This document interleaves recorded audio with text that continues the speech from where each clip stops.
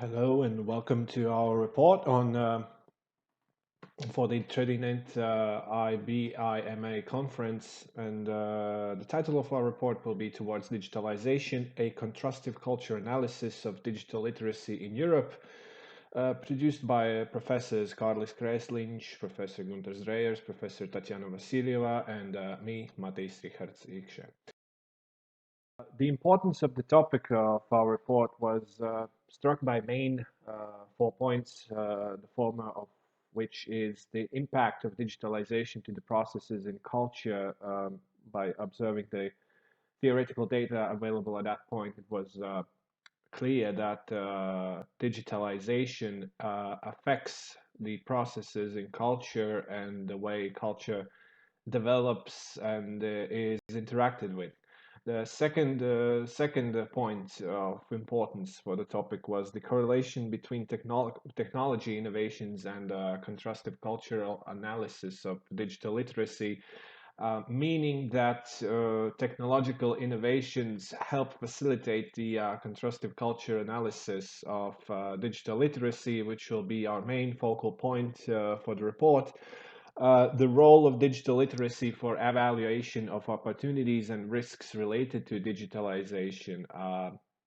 We took into account the concept of digital literacy to evaluate whether digitalization is really that harmless, or if there are also some risks present for participants of digitalization as such, namely affecting their livelihoods and financial status.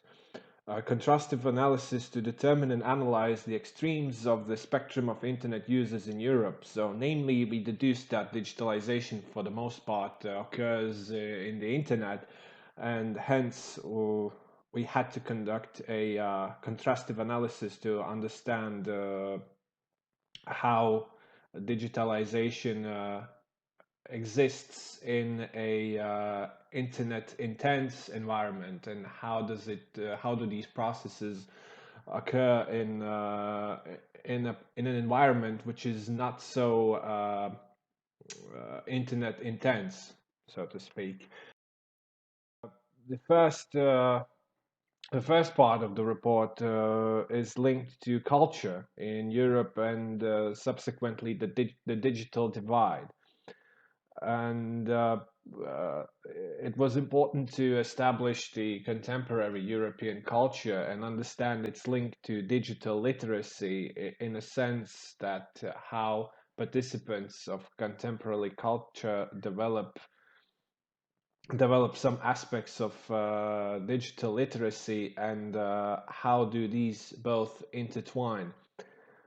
The second point being the promotion of European cultural heritage and association with cultural diversity and EU progress towards unified culture of varieties of each EU member state. In many of the initiatives which aim to popularize the European cultural heritage and establish it, the aspect of cultural diversity comes into play, since it is one of the cornerstones of the European Union's culture direction program, the main aim of which is to unify the various cultures of the various EU member states, and digitalization as such was seen as a very positive environment for that, in order to bridge these differences and bring people together via the internet, without having to physically travel somewhere and experience the culture. And the aspect of digital literacy itself was to define the concrete knowledge or competencies, for instance, in education, and a list of these competencies which characterize digital and media literacy. Now, why is this important? Is that digital literacy, as in the skills to use digital tools is important to help propagate this unification of cultural varieties. For if we have no skills to use the tools necessary for this, then there can be no progress. So that was also important in the report. The concept of digital divide and the application of Max Weber's social stratification theory, namely access to digital tools, is so far known that digital divide is a concept which establishes that the lack of certain attributes and competencies obstructs one's ability to participate in this digital world, if you may. And this in turn produces disadvantages to these said people who lack these skills. And in a digital world where more and more jobs are more digitally focused and require even most basic computer skills, the lack of which could prove to be very disadvantageous to potential job seekers or work capable people as such. So this was taken through the scope of the social stratification theory in order to facilitate the argument that lack of digital skills is harmful to one's livelihood in the modern world. The focus on EU initiatives to develop ICT skills for each and every EU citizen and the Digital Education Action Plan, which includes active use of digital technologies in education and training process, is also important because it demonstrates that these issues are recognized and there are solutions placed in order to bridge this divide and stall the growing disadvantage between people who are technically capable and those who aren't. So we explored these initiatives, and I believe that most of us have already seen or heard about some initiatives in our local regions. The most popular of which are computer training for seniors. This is the visible part of the iceberg in which we see how bridging the digital divide is being conducted by the governmental bodies. And this model here displays how 4 steps are taken to allow one to participate in the digital world. And the model states that initially one has to possess motivational access, meaning that you need to be willing to use a computer in order to get one, logically. Material access describes the part where certainly you have to possess some financial background in order to gain access to devices or media in order to participate in the digital processes, in our case, in the digital culture.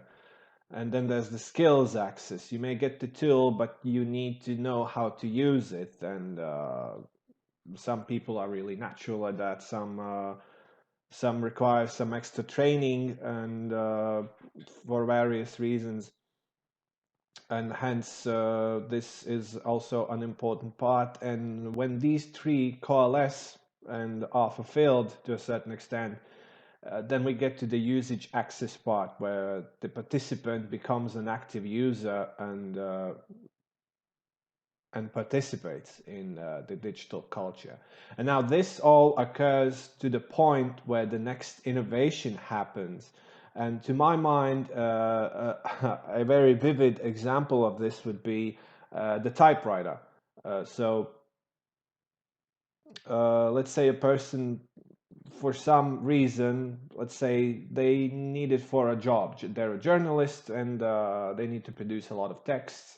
They get a typewriter, right? They learn the typing movements, the layout of the letters, the mechanics behind the typewriter, how to refill the ink, and so on and so forth. And that's how they gain access to these skills. They learn how to use the tool, and then they start to use it. In our case, they do it for their job. And now this all happens, and at the next moment, computers come into the fold, and we have to start over the process again. The same could happen. A more modern analog would be computers and now smartphones and tablets. And probably some of us have already experienced this rise and dawn and dusk, if you will, of this process. Going forward, we also explored more specifically these EU policy areas for decreasing digital divide, and the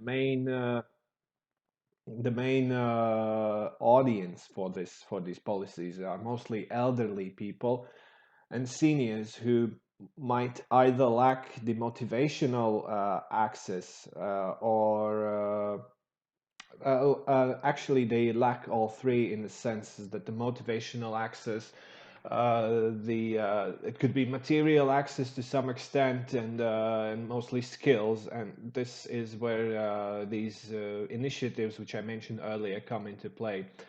There's also the important aspect of the geographical digital divide, is that we can see that digitalization occurs more actively in more urbanly dense areas than in, let's say, countrysides. One reason of this could be the issues of infrastructure, because urban areas are more better equipped with ISPs, those being internet service providers, and coverage than countryside. There's also the issue of e-access and use, is that more and more services are becoming more electronically focused and accessible through any modern media, being computers, smartphones, tablets, and the subsequent use of those. And this field also receives some attention from policymakers, in a sense that there are projects, funds in place to help propagate this to a certain extent. Then there's the issue of digital literacy, namely the amount of information and cultural products as well in the digital environment propagate quite fast, and some part of the society are having issues to catch up. Mainly use and participate and consume these cultural products, in a sense. So that's why digital literacy is also an issue, and the solution of which is organizing learning for digital literacy, and teaching the society of what digital literacy is, and the subsequent competencies which belong to the concept. Cultural varieties in relation to inclusion is the variety of cultural products which exist in the analog world, if you may. For example, pictures, music, texts, all these are starting to transition into the digital world, and this one focus is to manage the inclusion of these varieties in the internet, to make sure that everything gets there, and as it exists in the analog world, so it exists in the digital one. And the last but not least is the importance of inclusive e-government. As I mentioned earlier, the advent of e-services, digitalized services, is becoming more and more actual, if not having already reached its peak. And subsequently, therefore, governmental services also should exist in the digital environment, and they should be inclusive and available for everyone.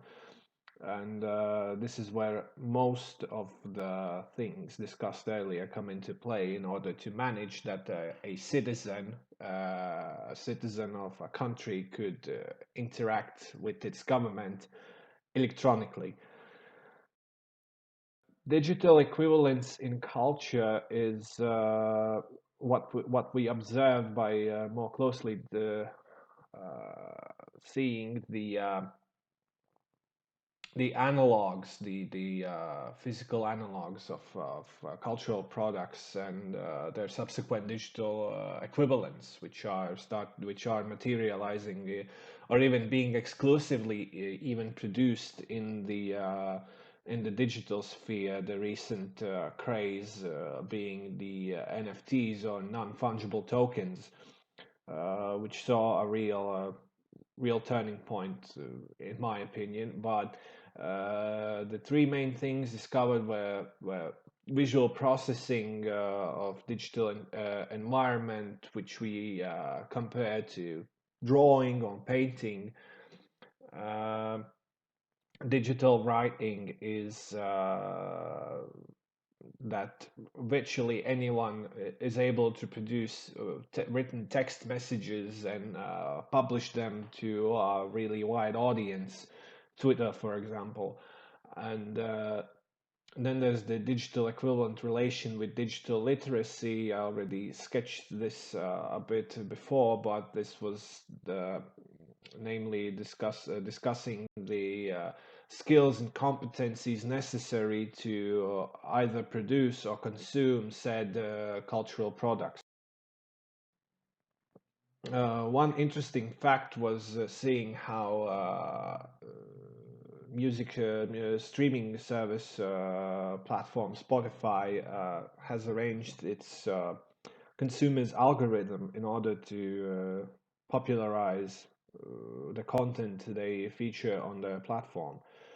Is that they use the so-called co-cluster distribution is to reward large groups of users and playlists and bring them together, in opposite to having individuals or groups being exposed to all and every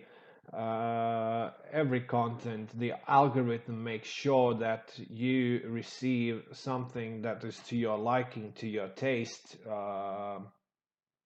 in order to promote the usage of the streaming platform and listening. Hence, it can be concluded that this is a very good tool to promote the consumership of cultural products in the digital environment. And coming up on the contrastive analysis part, we picked Norway and Romania, namely because the main difference between these countries within the European region was that Norway featured the highest amount of daily internet users, in opposite to Romania, who has the lowest amount of internet users in Europe. And we observed general characteristics of these countries and their culture and their priorities in policy and trends towards digital literacy. Namely, one such program in Norway is adult education and training, which is called Skills Plus program, which aims to promote digital literacy and digital access for both cultural and work needs for the society. And there's also the inclusive society, which propagates this training among immigrants as well, not only exclusively to citizens.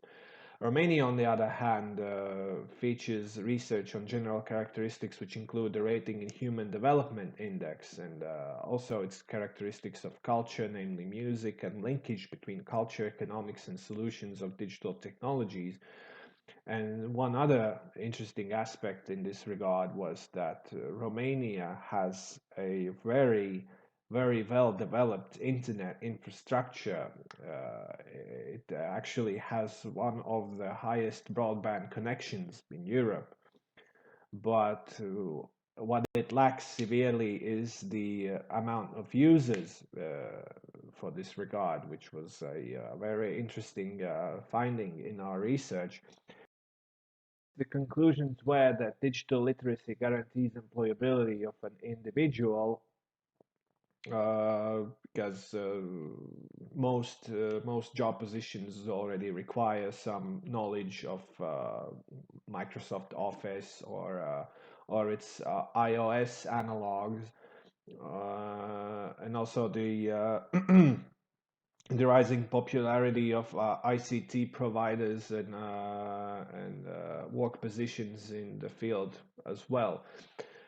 Digital divide directly impacts the development of digitalization processes. Therefore, it is important to increase digital literacy among all social groups in order to propagate the development of culture in the digital environment. It is important to ensure that the majority, if not all, members of the culture are able to partake in it in its digital form. And if the digital divide is really large, it hampers the development of this digital culture because it does not have enough participants. The process, of course, it happens, it occurs, but it does so slowly, and bridging the divide could help with that, and it could make it faster and more inclusive and more and featuring more variety as well. Technological achievement promotes the transformation of traditional cultural forms. We already somewhat touched upon it, but the advent of computers and smartphones and tablets really gave the tools to people to either produce or consume these cultural products. What we see is that we have graphical design, 3D arts, and visuals. We have music being made on computers instead of physical instruments. We have texts written.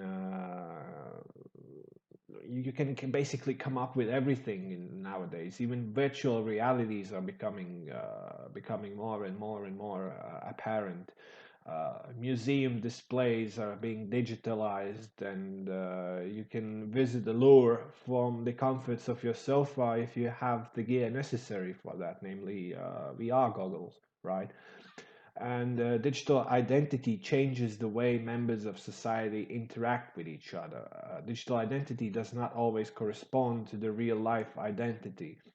And now this is something that swept along with the research, and we felt that it was also important to include it because identities also play an important role in how we participate in society, and when there's society, there's also culture. And the digital environment gives us the tools to reinvent ourselves to a certain extent. You can either present yourself as you are, you can have a very accurate LinkedIn profile, or you could just make a Instagram account and produce the material to generate this image of yourself, which is not really true. What we can see with the majority of influences and the ways they operate. Hence, it was deduced that this digital identity does not always correspond to the real life identity, and this is it can either be an issue or a boon. That depends on how on the perspective of how we view this. But in a sense, it is something that needs to be paid attention to more. The last but not least conclusion is the existence of well-developed internet infrastructure does not guarantee intensity of internet usage and development of digitalization. The solution proposed for this is raising motivation in all levels of users has a crucial importance. Now, this is the moment I discussed in the contrastive analysis part, is that Romania may have a very good broadband connection, and this provides various boons to all digital developments, but yet for some reason, either the lack of motivation or material access obstructs the influx of participants in the digital environment, and hence it would be good to accommodate some of these initiatives which are occurring all over the European Union and Norway as well, to promote this aspect and better generate the digitalization of society and culture within. Thank you for your attention.